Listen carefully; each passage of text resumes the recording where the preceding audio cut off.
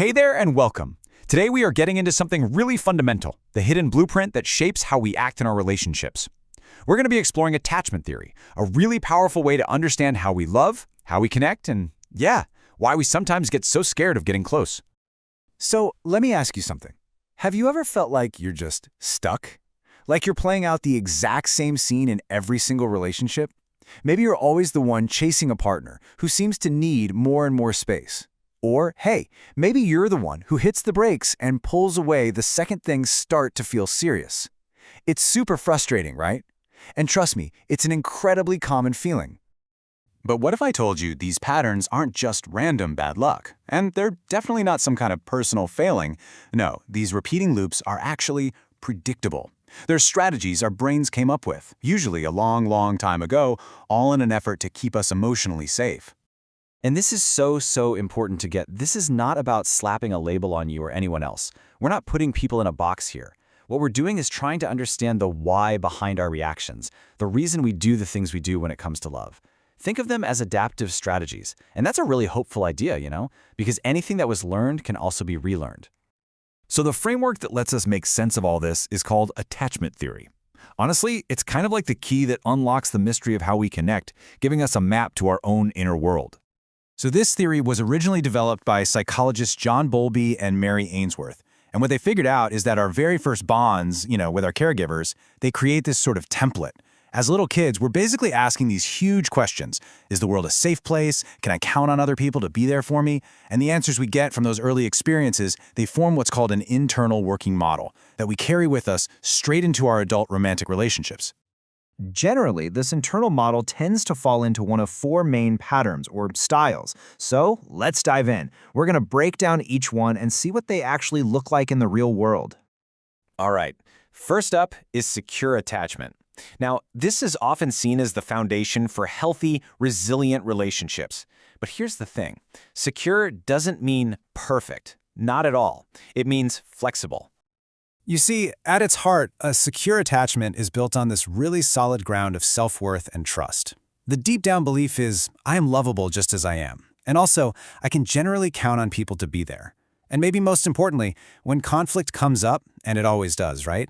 It's seen as something you can work through, not a total catastrophe that's going to end everything.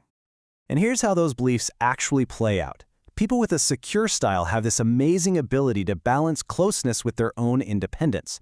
They're not scared of intimacy, but they don't get completely lost in it either. They can talk openly about what they need and how they feel, and they're good at both giving and receiving comfort. It's a really healthy flow. Okay, so let's move on to the next style. This is anxious attachment. This pattern often comes about when a caregiver was, inconsistent. Sometimes they were right there, totally tuned in, and other times they were distant or unavailable. And that inconsistency creates this core belief that love is really fragile, that it could just vanish at any second. There's this constant feeling that you have to work to keep people from leaving, and this deep, nagging fear that abandonment is always a possibility. So, in a relationship, what does that look like? Well, it often translates into a huge fear of rejection. Someone with an anxious style might need a ton of reassurance just to feel safe and loved. They can become hyper-focused on their partner's every mood and action, always scanning for signs of trouble. This can lead to these intense emotional highs and lows, and sometimes that sheer intensity gets mistaken for real deep intimacy. Next up, we have the avoidant style. This one often grows out of a childhood where expressing emotions wasn't really encouraged, or where being self-reliant was praised way more than being connected. So the core belief here is all about radical self-sufficiency. The motto is pretty much, I can only count on myself. For them, closeness doesn't feel like a comfort. It feels like a threat to their freedom. And emotions, especially the vulnerable, messy ones, they're often seen as dangerous, something to be kept under tight control. So, in a relationship, this shows up as a real discomfort with emotional closeness. When conflict pops up or emotions run high, the instinct is to pull away, to get some space, maybe even to shut down completely. Independence is prized way more than connection. And while they might look totally calm on the outside, internally, they're often feeling a whole lot of stress. And finally, we get to the most complex style, fearful-avoidant, which is also sometimes called disorganized attachment. This can happen when a caregiver was a source of both comfort and fear. A really confusing and scary situation for a child to be in. What you see here is this deep internal contradiction, this constant push and pull. There's a very real part of them that craves love and connection, but it's battling with this deep-seated belief that getting close will just lead to pain. It creates this feeling of, I can't trust you not to hurt me, and I can't really trust myself in a relationship either. It's a really tough spot to be in. So, what happens when these different styles get into a relationship together? Well, they tend to create these predictable dynamics. It's almost like a dance where both people know all the steps by heart, even if they hate the song that's playing.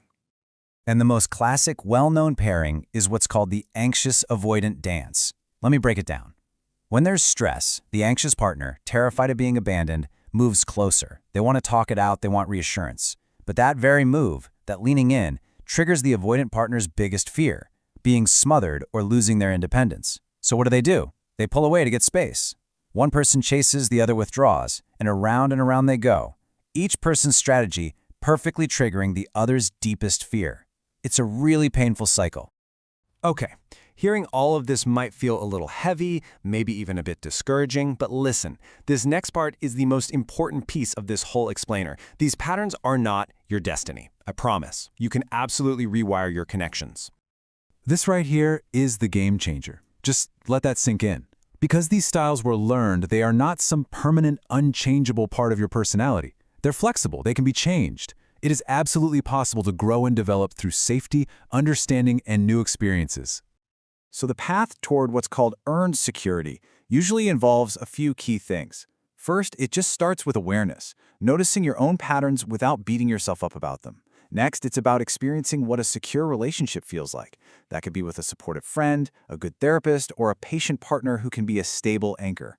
And finally, it often involves actively learning some new skills for handling your emotions and communicating more effectively. So why does all this matter so much? Well, for one, it takes away so much of the shame we feel about our relationship struggles. It helps you realize that when you and a partner are fighting, it's often not you versus them. It's just your attachment strategies crashing into each other. And when you see that, you can depersonalize the conflict, you can communicate better, and you can finally break those old patterns for good, making room for the kind of healthier, more fulfilling love you really want. And that really leaves us with one last big idea to think about. We spend so much of our lives searching for the one, for the right person. But what if the real journey isn't about looking out there, but about looking in here? What if the true key to a great relationship isn't finding the perfect person, but first understanding and then learning to work with your own unique blueprint for connection?